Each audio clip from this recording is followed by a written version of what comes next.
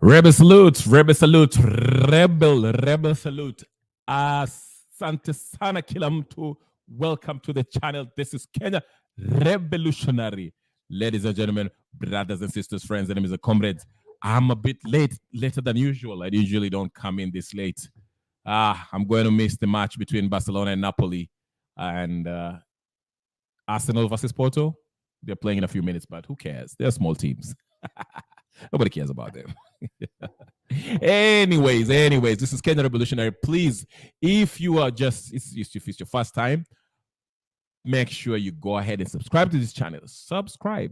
Hit that subscribe button if you're wondering who this is. Okay? Just go to my old videos, watch them, see what I'm about, and just, we talk about politics here. You can actually get in. There's a link up there. And I see good year. Hey, habari sana. I see you on the comment section. Ulingia tayari, Karibu sana. Thank you for your support. Again, wherever you're watching this stream, feel free to ingia hapo. Kuna ninio.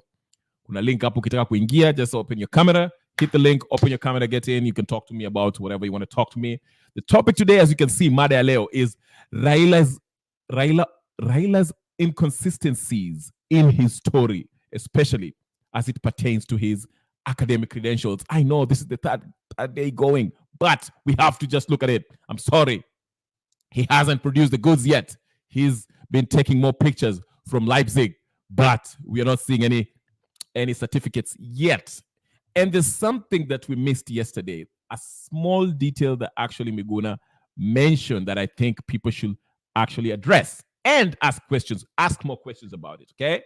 Ask and you shall receive. And the second issue is Otiende Amollo and the gang walked out today in the parliament. I'll be delving deep into Otiende Amollo's claims. Actually, him and along with the Azimio folks, they walked out in protest of the affordable housing process of legislation. I know when a bill comes in, there's like 5 readings, okay? The first reading, second reading, third and fourth, then the fifth, they basically send it to the president for ascension or for him to sign it up, okay? But since Azimio doesn't have the numbers, I think they felt like this is like a no-win situation. So let's just walk out and show people that you are protesting against this affordable bill, okay? And I will play a clip that explains why Otiende Amollo and the gang walked out, the Azimio folks, okay? Because it's good, it's only right to give everyone a part, listen to everyone's story, part of the story, why they did what they did. Because initially when they had the news, I was like, why are these MPs walking out, okay? You should vote. Even if you lose, just vote. Yes or no. What's the big deal with that? But again, if this thing is still unlawful, because the Kenya Kwanza side are claiming that they made some amendments in this affordable housing bill to fit within the constitutional framework so it can be legal. But let's see, because Azimio is saying that the changes that were needed to be made are not made yet. And so I'll play that clip and let you hear what they have to say. All right. And also, I took issue with what one Otiende Amollo said about the NADCO report. I've been here arguing that the NADCO report is unconstitutional, and discussing it in parliament is an exercise in futility. We are wasting time. The whole discussion cannot be had if the whole setup, how we came about that report, was illegal. So what are you discussing in parliament? I mean, he was talking about the possibility of changing the composition, the structure of government, which requires a referendum. We shall hear from Otiende Amollo on that, and I'll speak on that issue too. So let's get started with what I first want to address, the Raila stuff, inconsistencies. Now, ladies and gentlemen, brothers and sisters, friends, enemies and comrades, if you're joining now, if you're just joining and you don't know who I am, go ahead and hit the subscribe button and like the video, please. Thank you very much. And share, comment. You're free to do that. Now, with Raila Odinga, there's 2 or several versions of the story, okay? Especially in when it comes to his primary school level of education, his time in primary where he went to school and secondary school.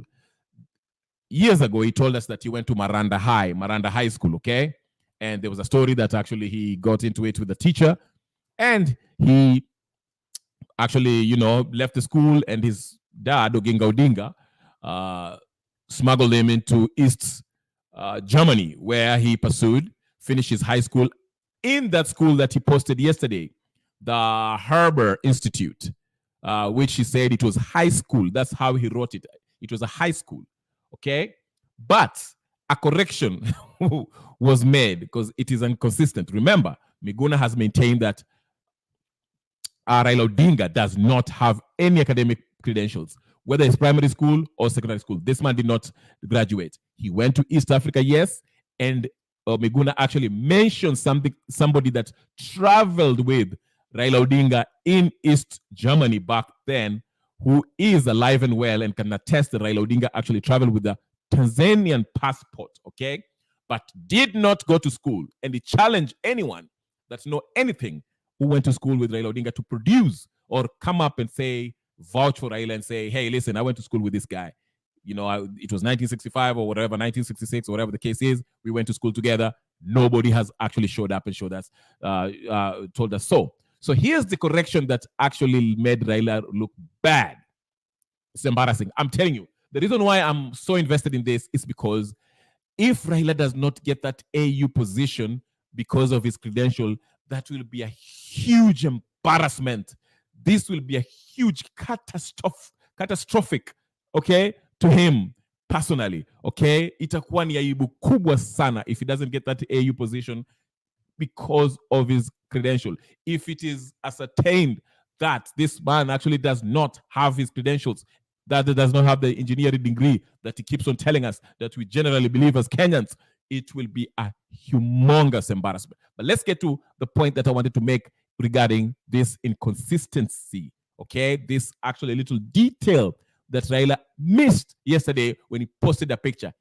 Whoever his handler is or who's handling his Twitter page keeps on, posting pictures. And I say, they usually say if you want to find out if somebody lying, let them keep on talking. The more they talk, the more you can see the holes in their stories. I'm not saying Raila is a liar, but there's some inconsistencies in his story, especially with regard to the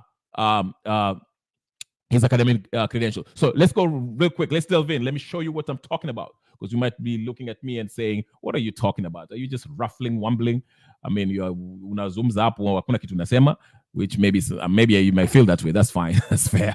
But let me contextualize what I'm saying by showing you the images and the text of this man, okay, of what was said and what is claimed, okay, and let's try to find out what's the truth regarding that matter. Let's delve in. All right, Raila Odinga. Let's go to first. Let me take you back to that Miguna. He responded to Raila Odinga's picture. If you can see the screen there, ladies and gentlemen, can you see it?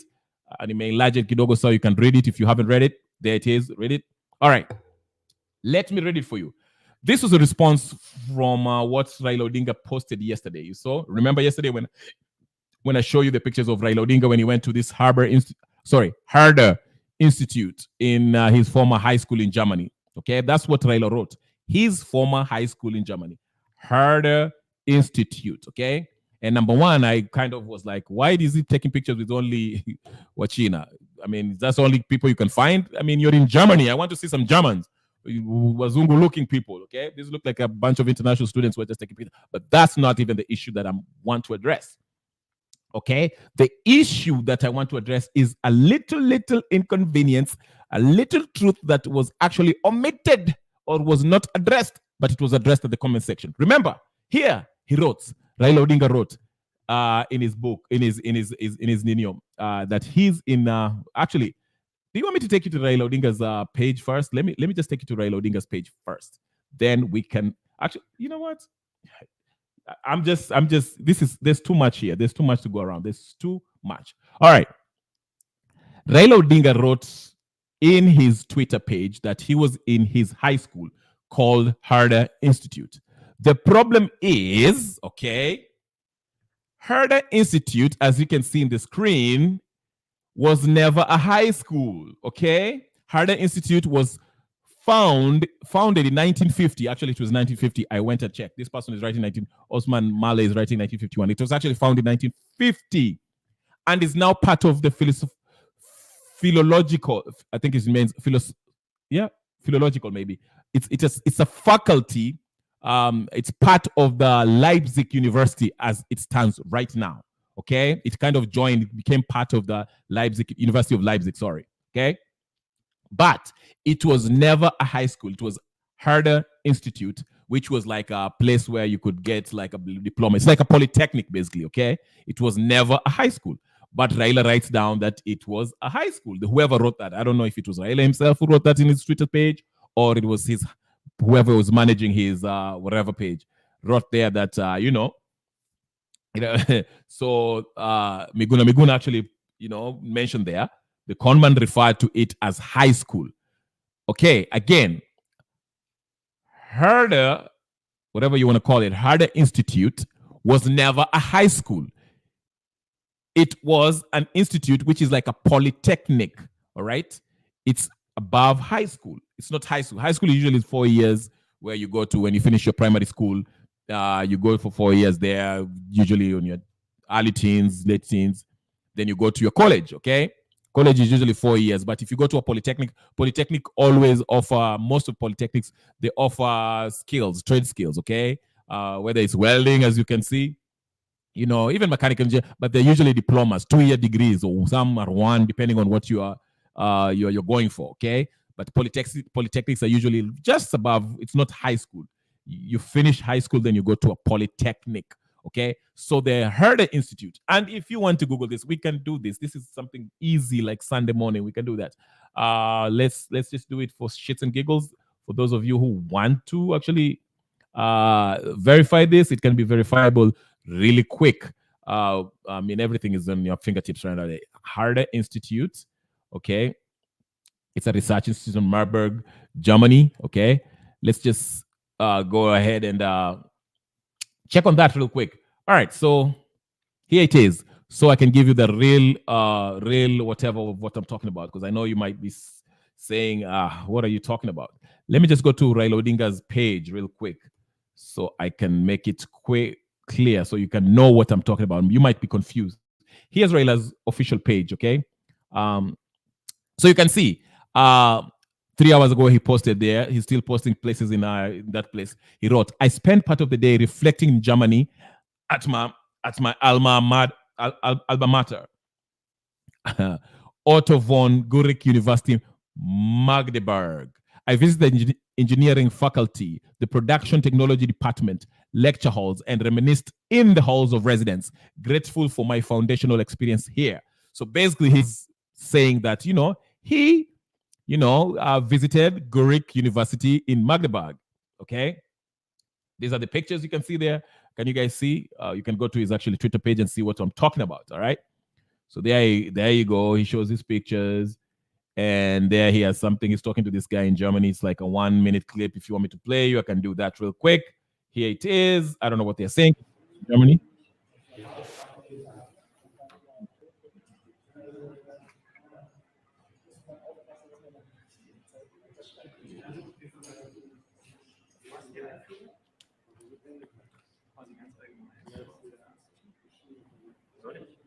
Okay, so anyway, you got the point. He was talking to that gentleman that day. I don't speak German, so I can claim that I know what they're talking about. But let's go back. All right. And this is from yesterday, actually. All right. Where he say, visiting my Herder Institute, my alma mater in Leipzig, Germany, brought back memories of high school days, from familiar corridors to returning to my previous house on Lumumba Street and meeting with today's students. That's from yesterday. You saw the picture I showed you on my last whatever. So the problem is, let's see, in 1960s, was this an institute, or was it a high school, or was it a polytechnic? Let's go ahead and let's just see what goes on. What is he talking about? Was it this? What was the Herder Institute? We can do a quick look at it by going to Herder Institute. There you go. So now, okay. Can you let me just put it on the screen so you know what I'm talking about, and you will know where, because we want to find out the truth. I don't know why, there's some inconsistency in his story, but let's just check it out real quick, okay? Here it is. All right. Harder Institute. So now you're on hivyo. Or we can go to, should we go to WikiLeaks or whatever the case is? Yes, they have it written in okay. Here it is, historical. I'm finding one that is not written in German, so we can actually read for the sake of all our friends and relatives. Okay, so here it is. All right. There it is. There's the website about Harder Institute. Okay. You can see Harder Institute for Historical Research on East African, East Central, whatever. The Harder Institute for Historical Research on East Central Europe, Institute of Leibniz Association, is one of the central facilities of historical East Central European research in Germany. Institute is a member of Leibniz Association. What I'm trying to say in a nutshell is that Herder Institute was never a high school. Okay, you get the drift. Herder Institute was never a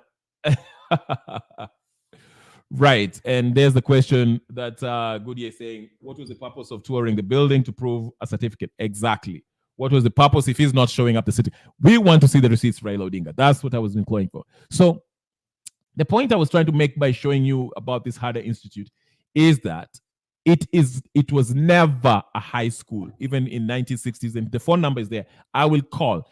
If Raila posts his signature, whatever his certificate, I will call the Harder Institute. I will personally call it on my show to see if it's real, and I will let everyone listening in so we can see if it's real or not. You can see the pictures. It looks familiar from what Raila Odinga was showing us. See? No. Harder Institute. No, your picture. Let's see it right there. All right, there it goes. Accept all cookies. Who cares? Yeah, this is where he was walking. I don't know where he went in then, but it looks okay. See? So the Marburg Harder Institute for Historical Research on East Central Europe, Institute of the Leibniz Association, is one of the central non-university infrastructure and research institution for historical research in East Central Europe in Germany. I'm not saying but you can see all that stuff. You can read it for yourself. You can Google. It's written in Germany there. The scientific activities in the institute are divided into 4 departments. You can see blah blah blah blah blah. I'm not going to read you the whole thing. You go for yourself. So here is what I'm trying to say in a nutshell. And I know some of you might be confused. They're like, okay, why are you showing us this? Why are you showing that? I'm trying to say this. With that, after showing you that, okay? And let's go back to what I was initially showing you, Raila Odinga, okay? So you can see, if you go back to Raila Odinga, okay? I'm just taking you back to whatever from yesterday. So here it says, visiting the Herder Institute, my alma mater in Leipzig, Germany, brought back memories of my high school days.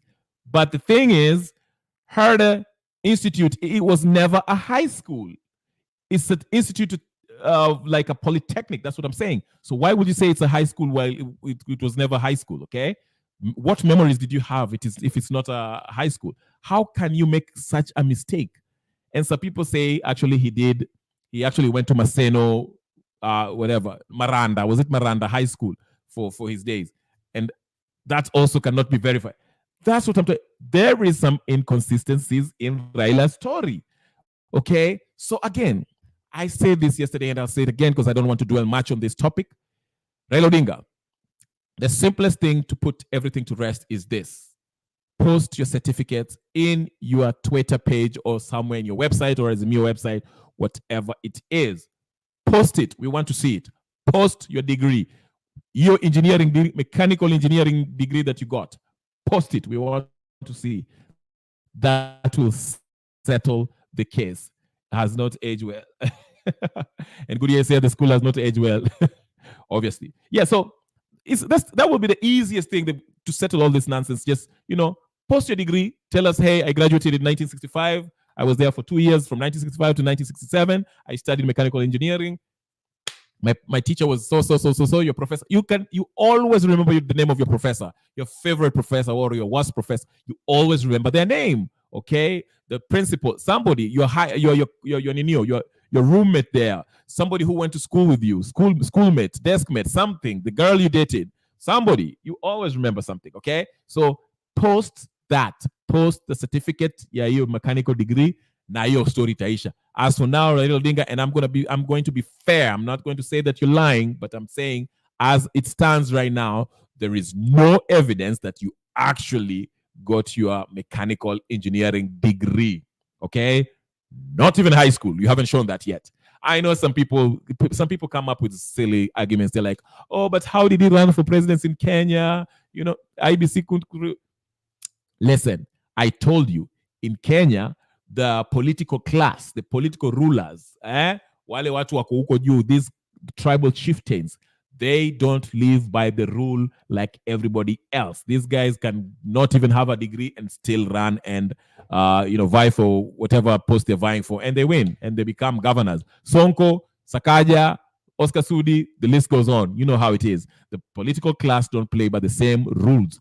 And that is part of Kenya's problem, because these guys can get away with anything. You see, Didmas Baraza, you name it, everybody. They're shooting people, killing people, doing all sorts of the things, but they're not held accountable. They're not brought to justice. They're above the law. And that is what needs to change if we are going to revolutionize the system that is keeping us oppressed. Okay? That is what we need to actually address. So as of now, Raila Odinga, as I wrap up about this story, I would say I'm waiting for the actual certificate of you, whether it's from the Herder Institute in Leipzig, whether right, whether it's in Maranda, whether it's in Maseno, whether it's in whichever place you went to school, Raila. Just tuonyeshe hapo. We'll look at the certificate. We can verify with the school. Na hiyo story inaweza kuisha hapo. You'll silence everybody. Lakini kuonyesha hizi mapicture ati, oh, this is reminiscent of my high school days in Germany, and you show us pictures of some Chinese people you're taking pictures with in some building, in a dodgy building. You're not convincing anybody, okay? Goody is telling me you don't need anything in Kenya. You only have to know how to steal votes. Yeah, you have to, yeah, pretty much.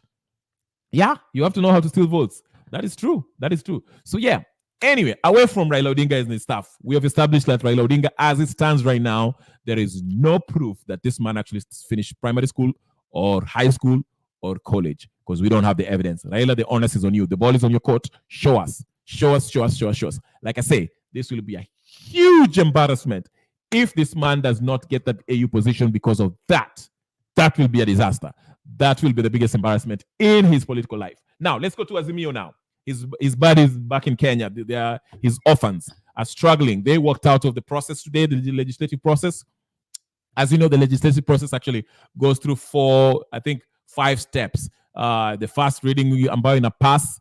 Then they go to the second reading and they go close what he says. Then the third reading when it's you and Danini. Then the fourth reading when it goes to Senate, then the fifth reading when it goes to the parliament, it goes to the executive and it gets assented, in a pigio sahi. So there's a bunch of processes that goes through the parliament. Now, Azimio walked out saying that this affordable housing thing was, illegal, whatever. Let me just play you so you can actually get what I'm talking about. Let me just stop rambling. Let me let the hear it from the horse's mouth themselves, okay? I think there was a bunch of people who were talking after they just walked out of the affordable housing bill process, legislative process. So let's go. Let's play that clip and see what they were talking about, what they were lamenting about when it comes.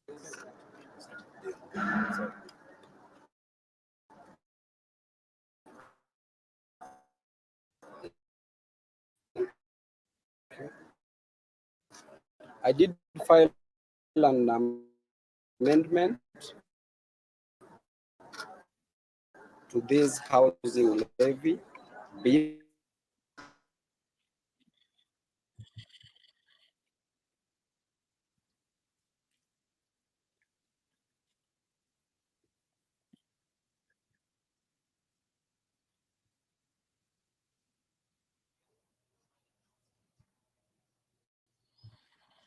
An enabling environment so that Kenyans can build houses for themselves. The sole responsibility of the government is to work on public, not private. merit good education and also facilitating a consumption of health and education. Otherwise, we are not in support of this because this bill is meant to defraud,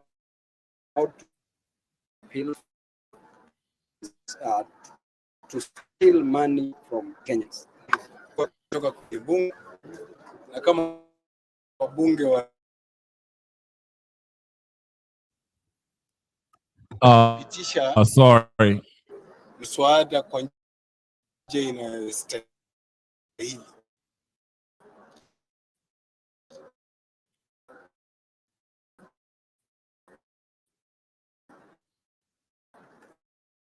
Jambo muhimu hapa ni kwamba Okay. Sorry guys. Let me fix this. Bunge wasikubali lolote. Is it?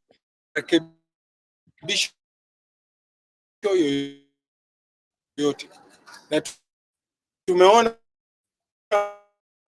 kwamba mswada huu wenyewe jinsi ulivyomilikiwa Sorry guys. Umemilikiwa bila kanuni kwamba mambo je nyumba ni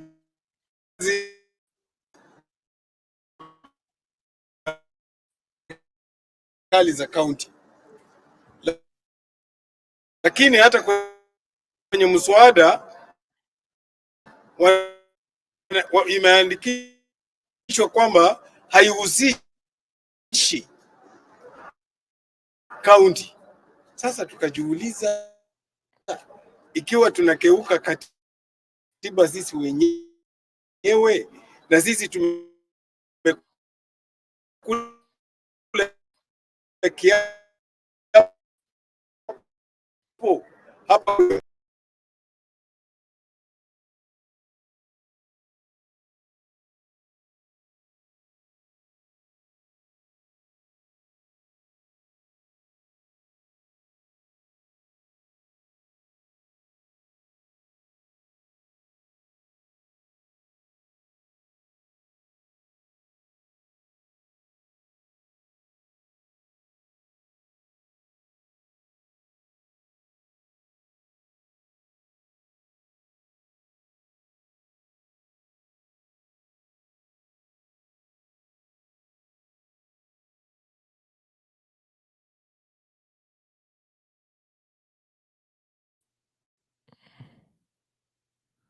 Sorry about that, ladies and gentlemen, brothers and sisters, friends and comrades. I was having a technical problem there.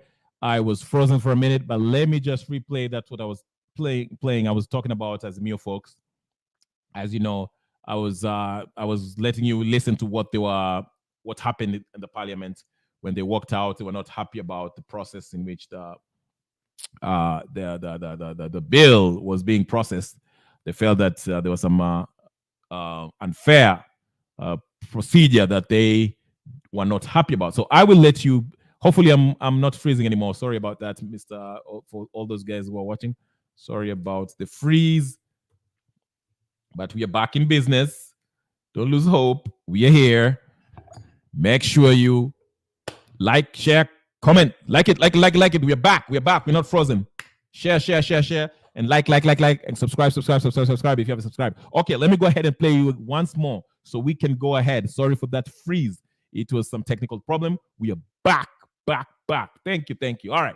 Turudi tena tuanze kucheza hiyo dunia tucheze ndio you can listen to the Azimio folks, what they had to say about this, what's going on with the affordable housing bill, the process in which they were actually trying to get this thing done. All right, let's go. Say housing is not an issue of concern to Kenyans. Kenyans have serious things ranging from unemployment, high cost of living, to high cost of education that should be discussed on the floor of the parliament. Housing is a private good that should be to Kenyans side on by providing houses. The government's role is to create an enabling environment so that Kenyans can build houses for themselves.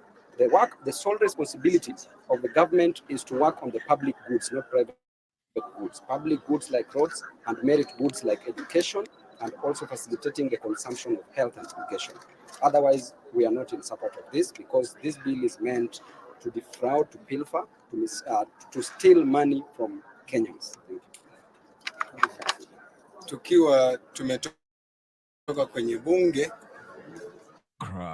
na kama wabunge wa Azimio tumekubaliana kwa kauli moja kwamba hatuwezi kuhusika kwa mswada ambao nia yake ni kuwadanganya wa Kenya kwamba tumepitisha mswada kwa njia inayostahili. Jambo muhimu hapa ni kwamba marekebisho tuliyotaka katika mswada huo yamekataliwa, na wale wenzetu wa Kenya Kwanza wamepewa ilani kwamba wakiwa kwenye bunge wasikubali lolote, marekebisho yoyote. Na tumeona kwamba mswada huu una shida nyingi. Mswada wenyewe jinsi ulivyomilikiwa umemilikiwa bila kuzingatia kanuni za sheria za nchi hii. Tukijua kwamba mambo ya ujenzi wa nyumba ni kazi ya serikali za kaunti, lakini hata kwenye mswada imeandikishwa kwamba haihusishi kaunti. Sasa tukajiuliza, ikiwa tunakeuka katiba sisi wenyewe na sisi tumekula kiapo hapa kwenye bunge kwamba tutailinda na kuzingira katiba, tunaelekea wapi?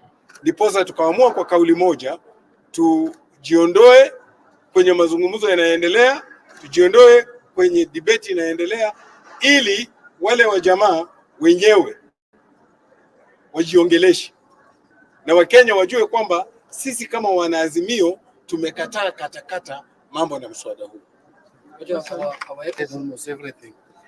But let me just put it this way, that what Kenyans are witnessing and staring at is, what Kenyans are witnessing and staring at is dictatorship by William Ruto. I've said this before and I want to repeat it. This is the real Ruto. The Ruto we have seen for the past 12 or so months is a fake one. This is the Ruto, a dictator, one who does not care so long as his interest is served. This housing levy is serving no other person's interest but Ruto's interest. He is determined to push it, whether Kenyans like it or not, whether you are crying, he does not care. This bill is not good for Kenyans, and they know it. It's not that the executive does not know, but they still insist in pushing it, whether we make noise or not. Now, my final comment would be, I want to thank the leadership of Azimio.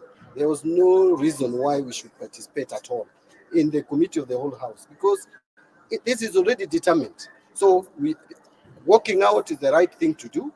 Let us meet elsewhere. First, maybe courts.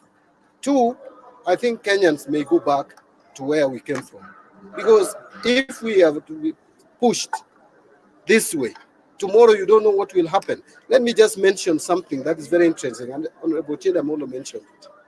That now any Kenyan, whether you are a farmer or you sell clothes, mutumba, or whatever you do, the government has the right to calculate 1.5% of your gross earnings, not net.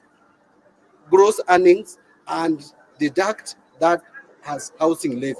What we are doing is simply setting Kenyans against the KRA.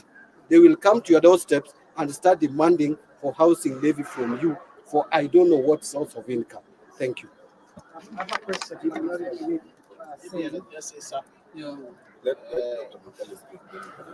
Okay.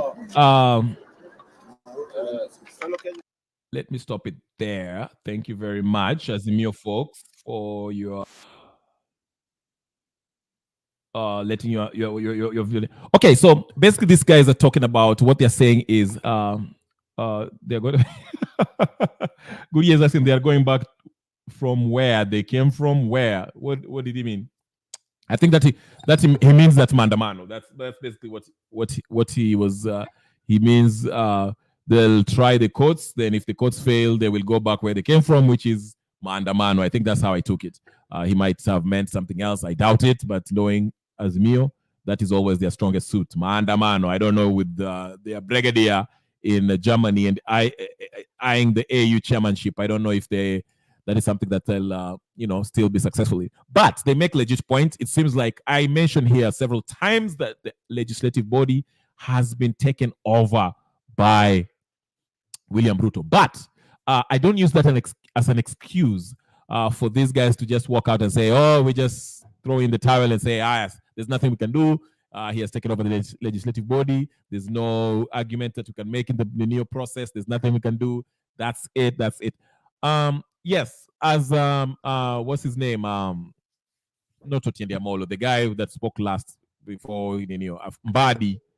Mbadi said you can go to court. And this thing, if the process is, if the bill, the statutes in the bill are still unconstitutional, this will still be challenged at the courts and it will end up again back to the drawing board. So if passing it, trying to shove it through the legislative body is not going to help anyone. They're just wasting time, so to speak. If, again, but I know, like I mentioned in my previous video, this time, what's his name? Rectangular, as he mentioned, he will go straight to the Supreme Court because I think the case went to the High Court and then went to the appellate courts and it failed, right? So this time they're going to NEO. Martha Koome is going to preside over that case. Martha Koome, who already met William Ruto, and William Ruto gave her some goodies, including some, promise to appoint, I don't know how many other judges. So it will be tricky. That's why I say this thing will be passed. And I'm saying this again. I will mention this. This housing project is a Western government pushed agenda on Kenyans. It originates from the Western government. Go look at Ghana. Go look at Nigeria. It's the same trick that's been used. You flood the country with debt. Then if they can't pay it, because these debts are like going 30, 40 years, 20 years, okay? While they're struggling to pay it, okay? You mess up with you twinkle, with the interest rates, okay? Sparking the dollar to go high, people holding to it. And since we are pinging our currency with the dollar, it will affect us. So it affects our economy. Economy na nyongumu. And while our economy is struggling, guess what? These same IMF, World Bank people, they come and say, hey, listen, you owe this. So this is what we are going to do. We are going to privatize most of your what? Most of the facets of your economy. Okay, we'll tell you, and they'll give companies. They'll tell you the companies that will come to operate in your company, in your country. Okay, basically the point is you're going to lose your sovereign power legally because you owe these people. So, what is the solution for that? I will get to the solutions, but today is not when we are going to. I'm not going to explore the solutions today because today I want us to listen to what is happening between Azimio and Kenya Kwanza and what's happening at the legislative body. Why are these people walking out? Why are they not NEO? On this issue, I agree with Azimio. Yes, this affordable housing, it's a county issue. I've said here several times. The housing needs for Nairobi County is not the same housing needs in Kakamega County, okay? Nairobi County is a metropolitan, heavily populated place, okay? Watu wanaishi in Kibera, they need the housing more than people who live in Kakamega County, okay? Kakamega County is more in the Uko Shago. I'm not saying nothing against Kakamega County, but let's just face it, it's not as populated as in Nairobi, okay? Nairobi County. So, and most people work in Nairobi to build their houses, their permanent houses, Uko Mashinani, Uko Shago, Uko Kakamega, ama Kisumu, or whatever the case is, okay? Hii hapa Nairobi ni kurent tu, wile kuishi ni uko ninio.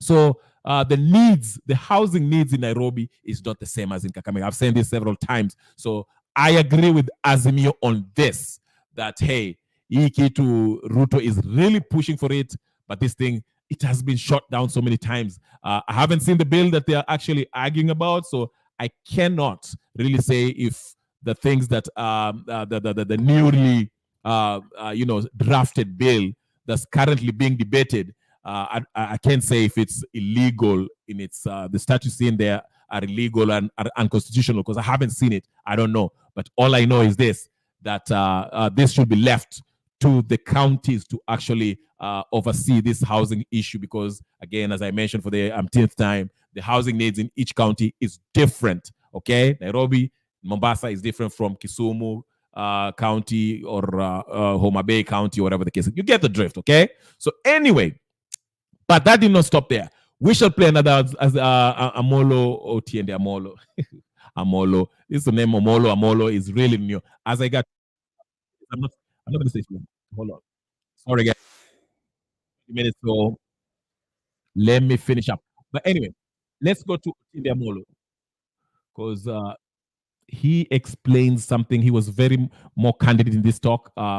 He was explaining more further so you can understand what was really actually going on in the parliament. You know, when they give the press conference, they don't go to the details, into the details of what's happening. Mbadi just throws words and says, "This is the real Huruto." This is the, you know, they politicize it too much. But in a talk show, sometimes, you know, it's really, you get the actual discussion, the real discussion of what goes in the parliament. So let's go to Otiende Amollo and listen to what he has to tell us about this, what's really going on regarding this housing bill. And I will also play something that he said about NADCO that really made my, you know, the hair on my back rise because I did not agree with him. But on the housing issue, I really do agree with most of the things that my friend Omolo is telling us. So let's go to it. Let me not waste any of your time, and let's go to it right about now. Are you ready? All right, Basi. Let's hear to Otiende Amollo on this by ATN. Discussing what happened in Parliament today, because the affordable housing bill went through to the third reading. I think the stages of making the bills into law, turning the bills into law, has now been reduced to 5. Karibu sana daktari. Today is World Mother Language Day. Oimore. Oimore. Okay, Dr. Otiende Amollo. So let's begin with Parliament today. You faction in the Parliament, the minority side, staged a protest today by walking out of Parliament. This has no bearing to what happened to Parliament, but you still walked out. Why was it necessary? Ken, it was necessary for a number of reasons. First, it must be understood that the right to protest, to picket, to demonstrate in the Constitution is not restricted to the streets. It can be exercised anywhere. You can exercise it in a police station. You can exercise it in Parliament and anywhere else. So we chose what was the more decent way. I'm sure in the past you have seen the other more confrontational means where people have grabbed the parliamentary mess, where people have poured water on the speaker, where people have almost gone physical. But I think it was the most decent thing to do in the circumstances. First, we accept you're a minority.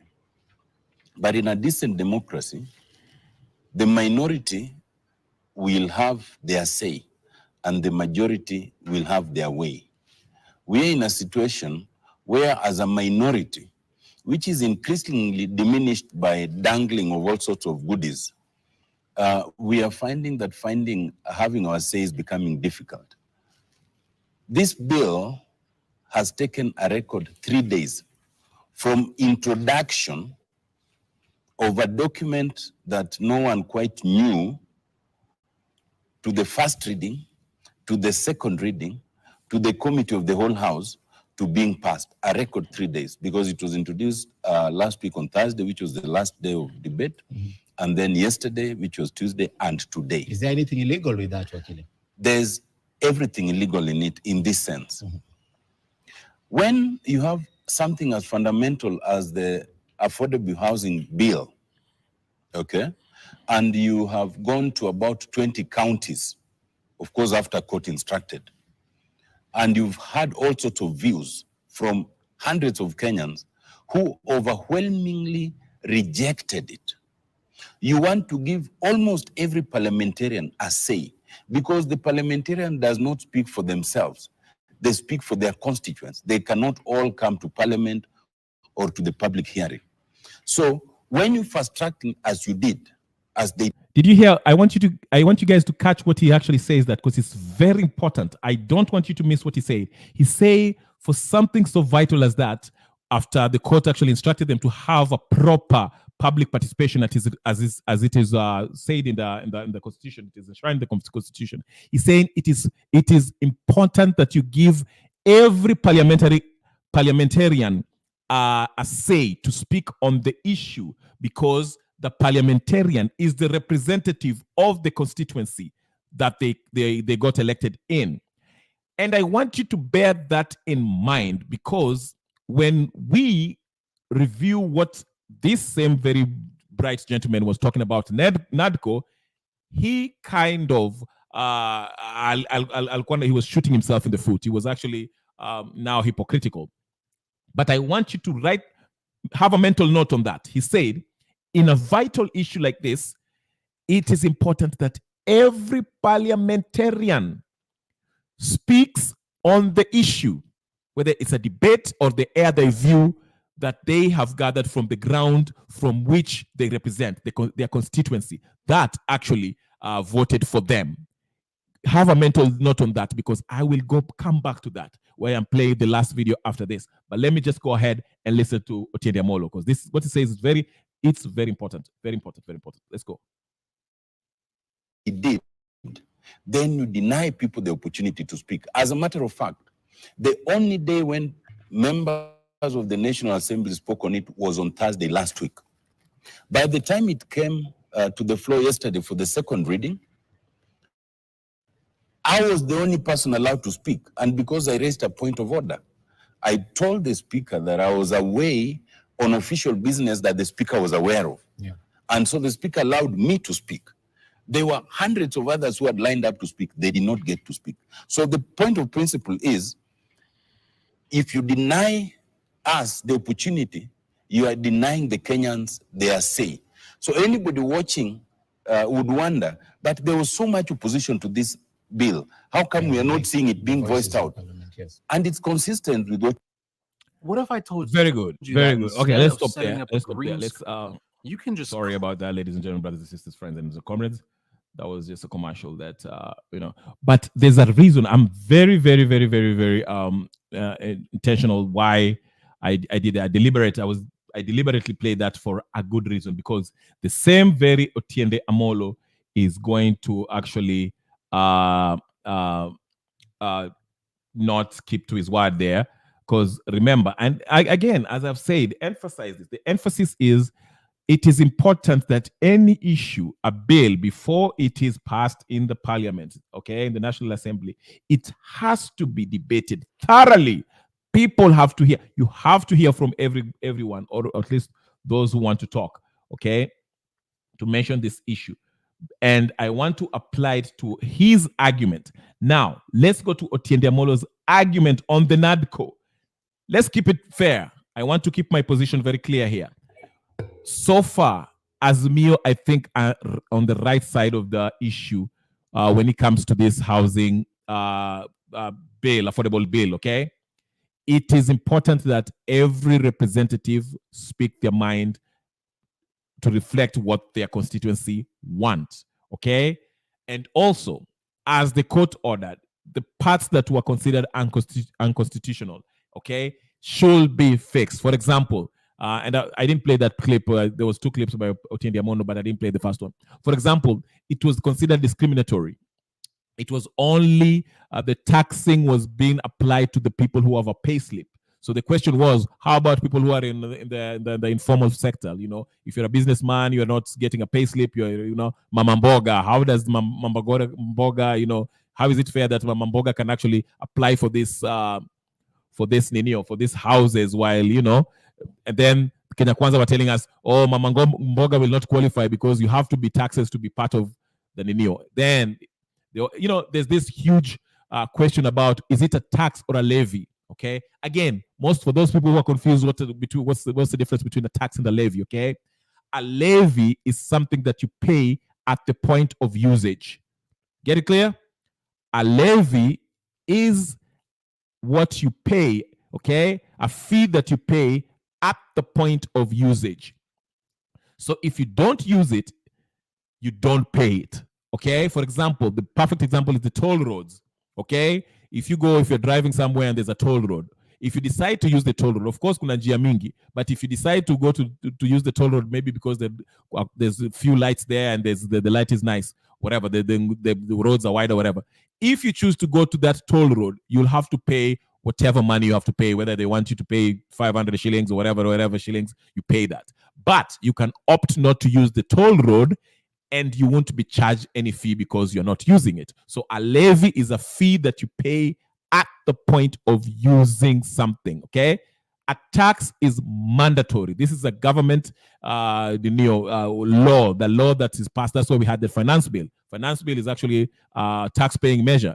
How we are going to tax ourselves to collect revenue, to provide services for the wananchi. Okay, the president has to actually get permission to get taxes from the people. Okay, that's why the finance bill was so huge. But anyway, tax is mandatory. Okay, I know some people say, but there's some people who usually don't pay tax; they pay it later. Yes, it's called deferring taxes. Okay, but usually you pay it whether you defer your tax. Like for example, if you're a business person or you have money in the stocks or whatever the case is, if you want to move your money from one stock to the other, they might not tax you if you move it from this stock to the other. Okay, but if at the point that you're withdrawing that money from the stock market and you want that liquid cash, they will tax you for that. Okay, same thing with what do you call it? There's entitlements. Okay, like in US you have 401k, whatever, all that stuff. Okay, but I was just using that. Tax is something that the government is a law. It requires you must. Ushuru mpaka ulipe. Ushuru ni mpaka. It's a must. Whether you pay now, you can pay later. If you're a business person and maybe you might tell the government, hey, listen, I just need to get my accountants to get straightened out my stuff. I'll pay it maybe in December instead of, when do people pay tax in Kenya? Is it April or whatever the case is? But, you can tell the government, hey, I'll pay you later. But nevertheless, a tax is something that you must pay. This is a government order. It's a law actually that you have to pay taxes. Okay.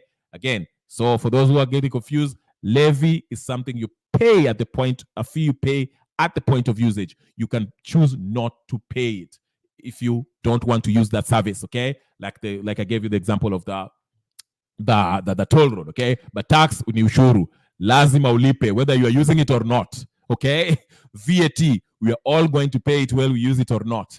Okay, let's say tax on what, whatever the case is. There's some things that we must use. We must. That's why if you're going to call it a housing levy, that means you only should pay it if you want it. So it's voluntary. Okay, but the Azimio the Kenya Kwanza's folks, this is how they were so confused. They were saying, Mara, it's a saving thing. It's a saving that you put there, like the NHIF or something like that. Mara sijui, it's a tax. Mara, it's a levy. Just confusion, or total confusion. Okay, that's why this whole thing is kind of a mess. Okay, but again, as we have said, the reason why I kind of side with the Azimio side is because housing should be voluntary. Babu, I know say that Kenyans don't need housing.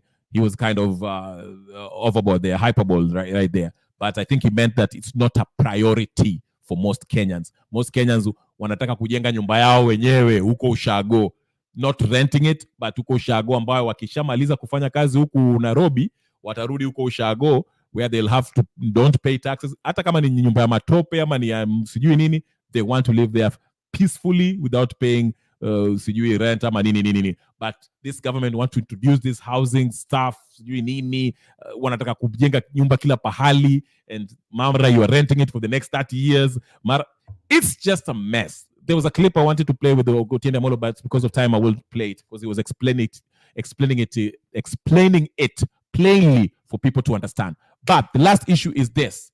This is something that Otiende Amollo was talking about, and I was not with him on that issue. We shall see. This is the issue. This is the NADCO issue that Otiende Amollo was actually, as I wrap up, I have about 6 minutes, so I want to do it so within 6 minutes. I'll probably do that. I'll be managed to do that, okay?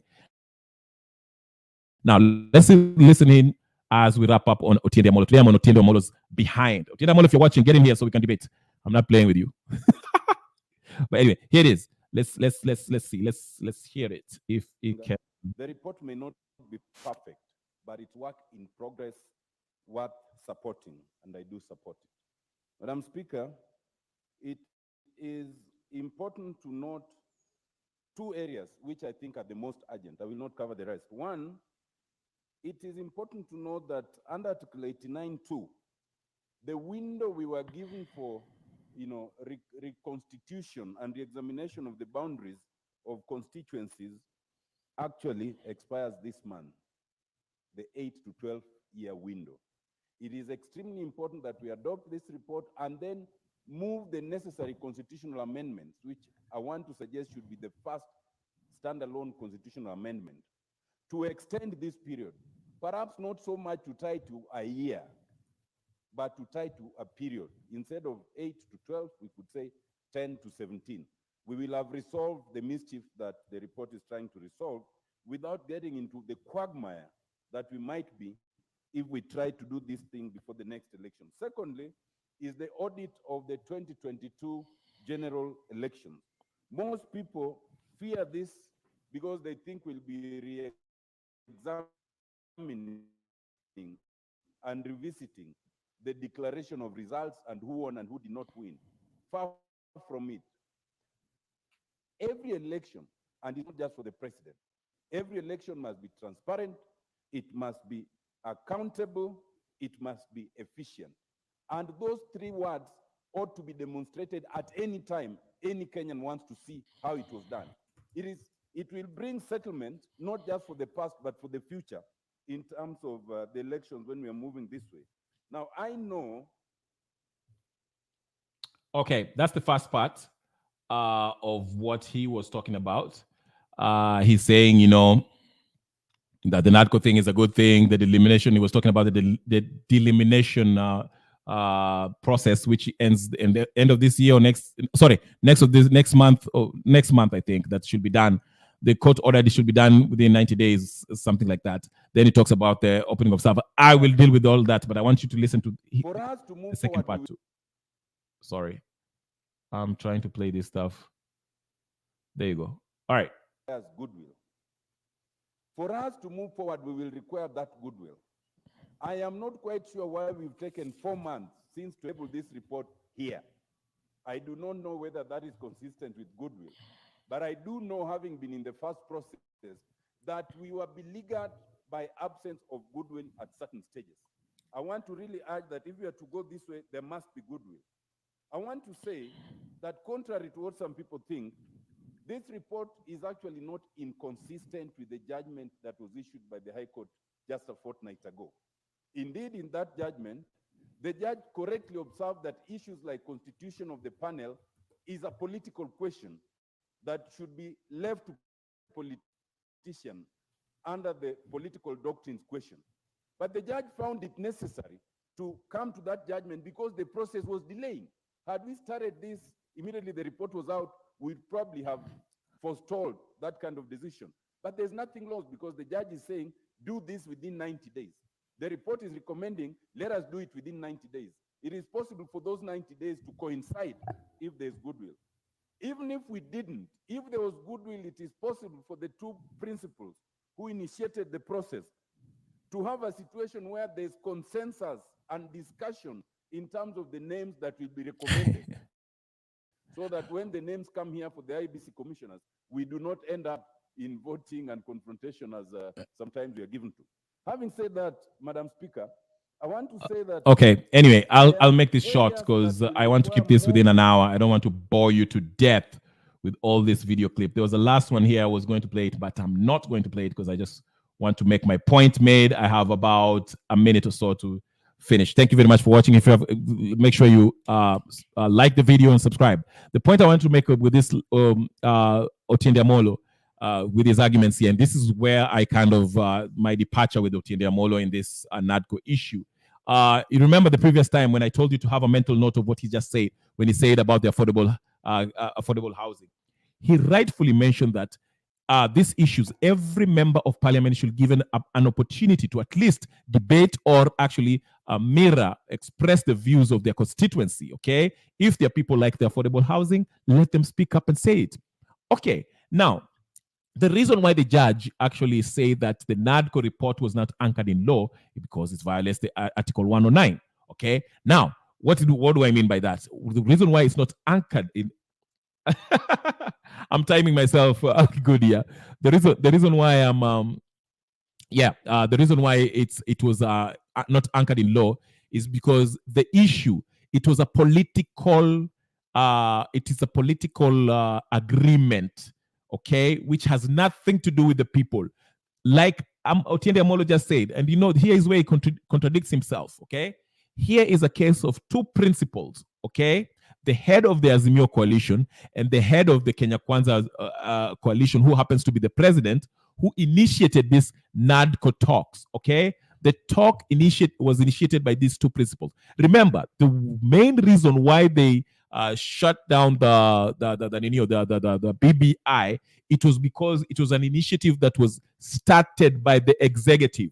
The president cannot say, let's change the constitution, because if there's any change from the constitution, the people, this guy has to come to the mashinani, the people who should say that, okay, we want this change. The MPs should go there and wangalie, check with the constitution. Should we change this constitution?